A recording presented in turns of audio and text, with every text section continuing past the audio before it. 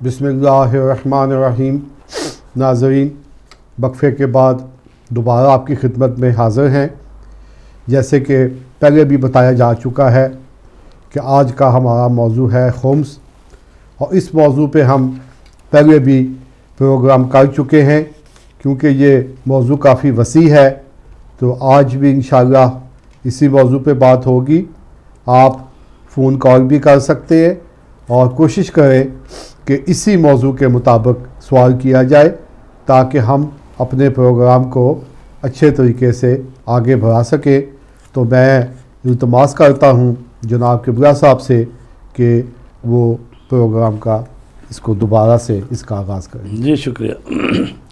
تو مال غنیمت جو ہے اس میں خمس واجب ہے، تو اس کے متعلق چند مسائل ہیں۔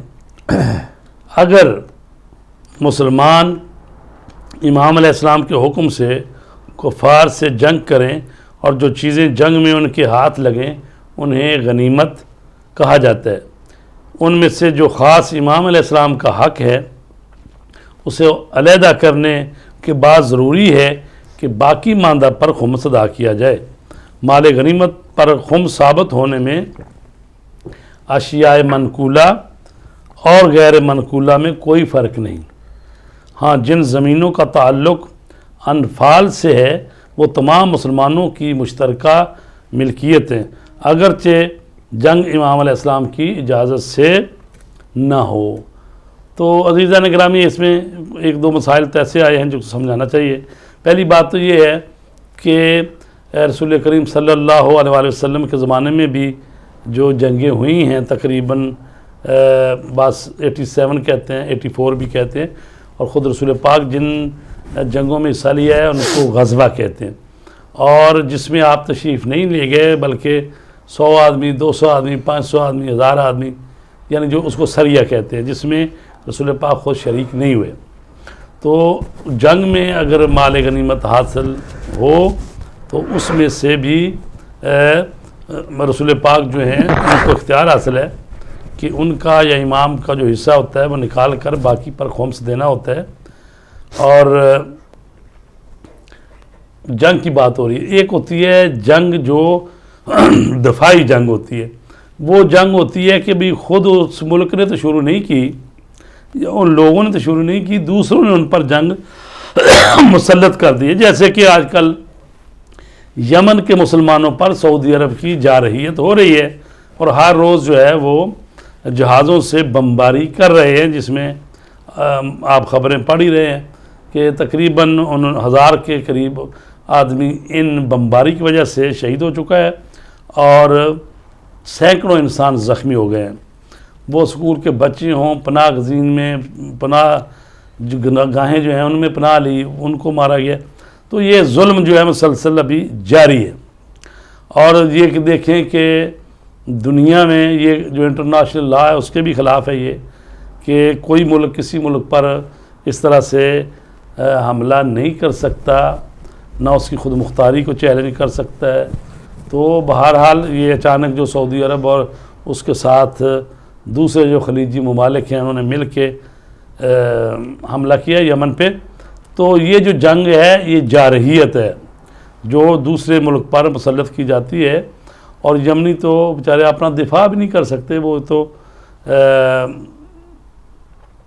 بیچارے یعنی کہا جاتا ہے کہ ان کے پاس میرے خیال 70 ٹینک ہیں اور 3 طیارے ہیں، اور یعنی بہت غریب ملک ہے، اور دنیا کے جو 8-10 ملک غریبوں میں ان میں 8ویں نمبر پہ ہوں۔ تو ایسا ملک ہے وہ جس پر سعودی عرب نے چڑھائی کی ہوئی ہے، حملے کر رہے ہیں، اور ہر روز بے گناہ مسلمانوں کو مارا جا رہا ہے، اور دنیا بھی خاموش ہے، اور اقوام متحدہ اور ادارے اور انسانی حقوق اور یہ چیزیں، تو اس طرح سے بات نہیں ہو رہی جس طرح سے ہونی چاہیے کہ یہ کہاں کا عدل ہے، اصول ہے۔ تو یہ جو جنگ ہوتی ہے یہ امام اور نائب امام جو ہے اس کے حکم سے ہو سکتی ہے، لیکن دفاعی جنگ جو ہوتی ہے یعنی جب کسی نے حملہ کر دیا آپ پر یا اپنے ملک، تو آپ پر دفاع کرنا واجب ہے، تو کسی سے پوچھنے کی ضرورت نہیں ہے، دفاع کرنا ہر فطرت نے دیا ہے، فطرت میں رکھا ہے، اور ہر چیز حتیٰ کہ جانوروں تک اللہ نے کسی کو سینگ دیے ہوئے ہیں، کسی کو وہ ڈنگ مارنے کی صلاحیت کسی کو پنجے دیے. ہاں مطلب یہ ساری وہ صلاحیت دفاع کے ہے لیے. جو اپنے دفاع کے لیے ہوتے ہیں. اچھا اگر مسلمان کافروں سے امام علیہ السلام کی اجازت کے بغیر جنگ کریں اور ان سے مال غنیمت حاصل ہو تو جو غنیمت حاصل ہو وہ امام علیہ السلام کی ملکیت ہے اور جنگ کرنے والوں کا اس میں کوئی حق نہیں ہے. یعنی یہ نہیں ہے کہ بھئی اب جو مال انہوں نے حاصل کر لیا ہے تو وہ ان کا ہو گیا ہے. اگرچہ پہلا جو مسئلہ ہے اس نے اجازت لینی چاہیے تھی تو اجازت کے بغیر ہی شروع ہو گئے. تو یہ ایسے ہی ہے جیسے انٹرنیشنل لا جو ہے اگر اقوام متحدہ اجازت دیتی ہے کوئی ایسا ملک جو کہ باقین اس میں کوئی دہشت گرد ہیں یا ایسے لوگ ہیں جو کہ کسی قانون کو نہیں مانتے، انسانیت کا قتل کر رہے ہیں، تو پھر ظاہر ہے کہ ملکی قوانین بھی ہوتے ہیں اور انٹرنیشنل لا بھی ہوتا ہے. تو ایسا نہیں ہے کہ جو امام کی مرضی کے بغیر حاصل کر لے مال غنیمت اس کا حق ہو جاتا نہیں، پھر بھی وہ مال جو ہے وہ امام کا ہی ہے. اور یہ کہا گیا ہے کہ جو مسلمان ملکوں میں جو لوگ رہتے ذمہ کہتے ہیں اس کو کہ جس کا ذمہ ریاست نے لیا ہوا ہے جی کہ ان کی جان مال کی حفاظت کرے گی، لیکن اس کے عوض جو ہے مسلمان زکوٰۃ دے رہے ہیں یا خمس دے رہے ہیں یا دوسرے ٹیکس دے رہے ہیں تو وہ بھی ٹیکس دیں گے. ٹھیک ہے نا جی. تو گورنمنٹ جو ہے وہ ان کی جان مال کی حفاظت کی ذمہ دار ہے. تو ایسے شخص جو ہے وہ اگر مسلمان پراپرٹی خریدتا ہے تو اس میں بھی خمس ہے. اس کو یہ کہتے ہیں کہ بھی اگر وہ زمین خریدے کسی مسلمان سے اس میں بھی خمس دینا پڑتا ہے. مشہور یہ ہے کہ ناسبی کا مال مومن اپنے لیے لے سکتا ہے، البتہ خمس دے، لیکن یہ حکم اشکال سے خالی نہیں ہے. جی ناسبی کون ہوتے ہیں؟ ناسبی وہ ہوتے ہیں جو اہل بیت کے اہل بیت سے دشمنی کرتے ہیں، حتیٰ کہ ان کی توہین کرتے ہیں. بعض ایسے لائن ہوتے ہیں کہ وہ گالی گلوچ تک بھی پہنچے ہوتے ہیں، تو وہ نجس ہے، وہ ناسبی ہوتے ہیں. اور یہ تکفیری بھی جو ہیں ان میں سے کافی ایسے ناسبی ہیں.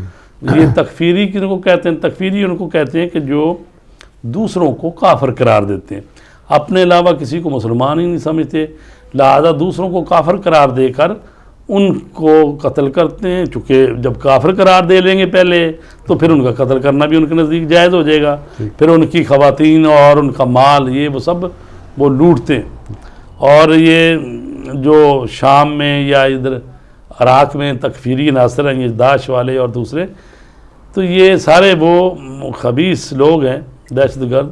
تو دیکھو انہوں نے کس طرح سے انسانوں کا قتل کیا ہے، اور ویڈیو آپ دیکھ سکتے ہیں.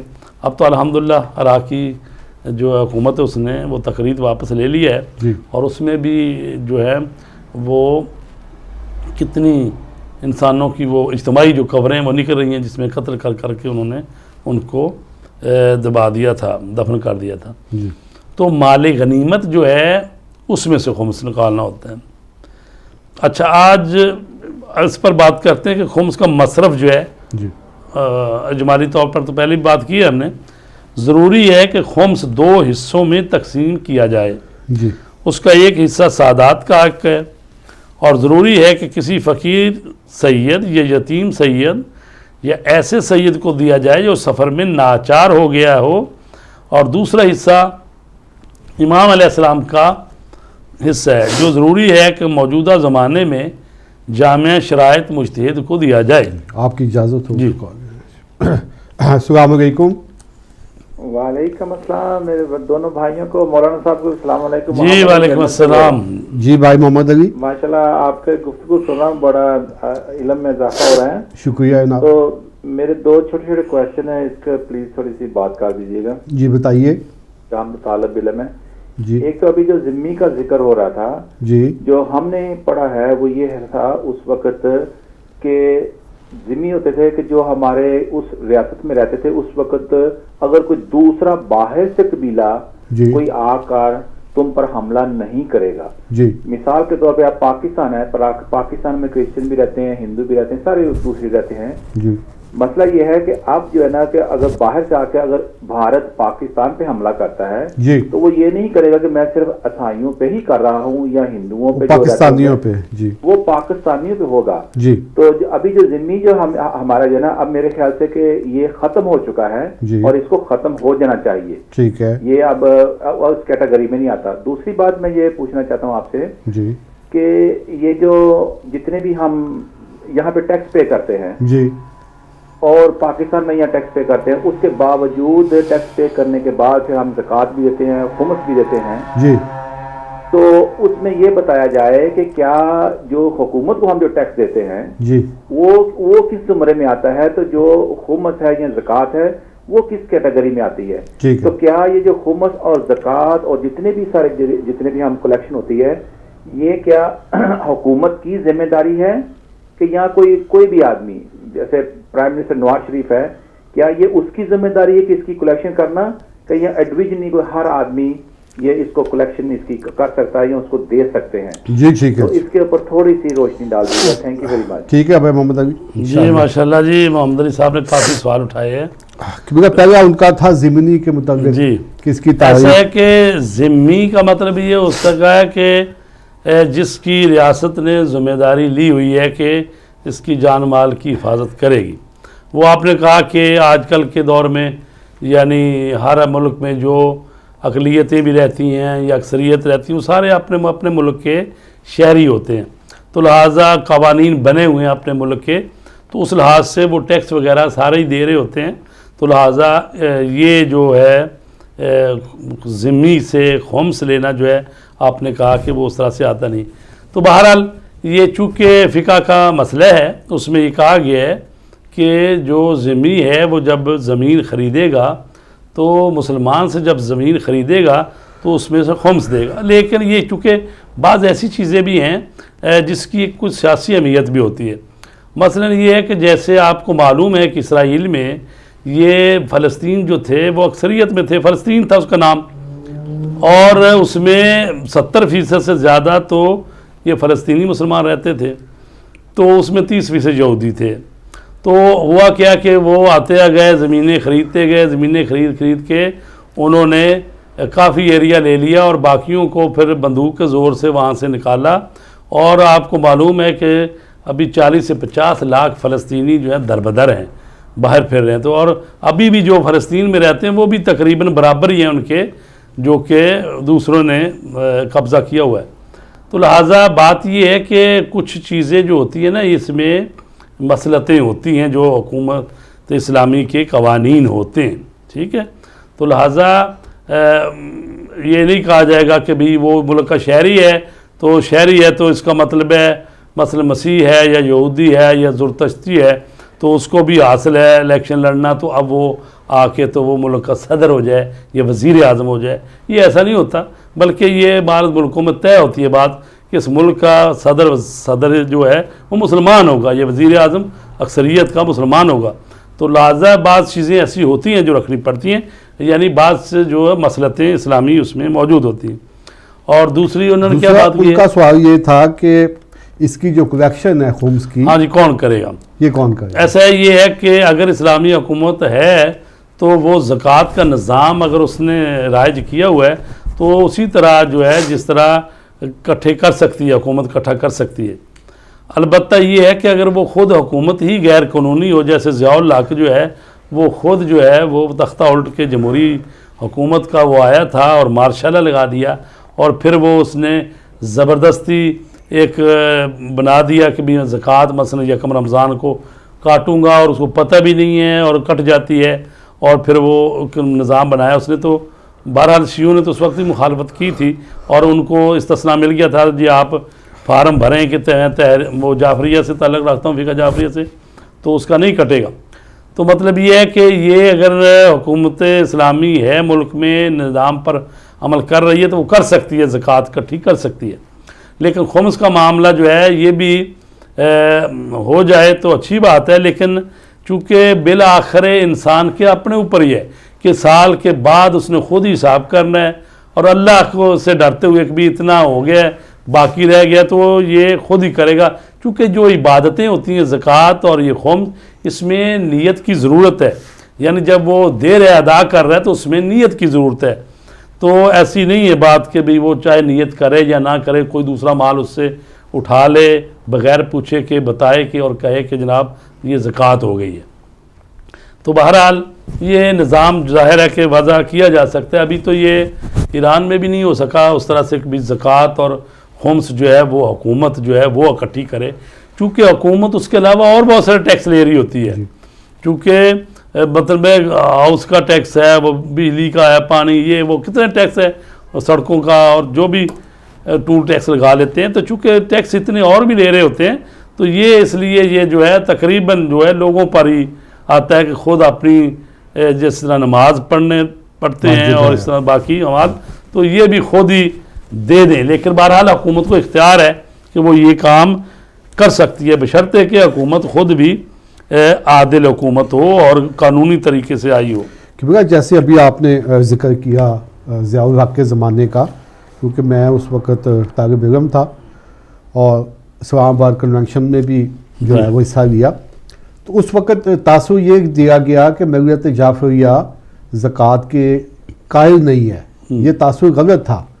ہم زکوٰۃ کے قائل ہیں، لیکن وہ جو نظام تھا کہ بینکوں میں آپ کے پاس آپ کریں اور کاٹ لیں، یہ نہیں ٹھیک ہے. آپ کے پاس کسی نے امانت رکھ دی ہے بینک میں، آپ وہاں سے جناب وہ پیسے جو ہے. لیکن اس میں بخاری صاحب میں عرض کروں کہ یہاں دو چیزیں ہیں. ایک تو یہ تھا کہ ہم اس کے نظام سسٹم سے راضی نہیں تھے. دوسری بات یہ ہے کہ شیعہ فقہ کے مطابق نوٹوں میں زکوٰۃ ہے ہی نہیں، کیونکہ وہ نوٹ ہیں جو کرتے ہیں. شیعہ فقہ میں جو زکوٰۃ ہے جو 9 چیزوں پر ہے، وہ سونا، چاندی، اور وہ جو گائے، بھینس اور بکری اور اونٹ اور گندم، گیہوں، جو وہ جو 9 چیزیں ان پر زکوٰۃ ہے.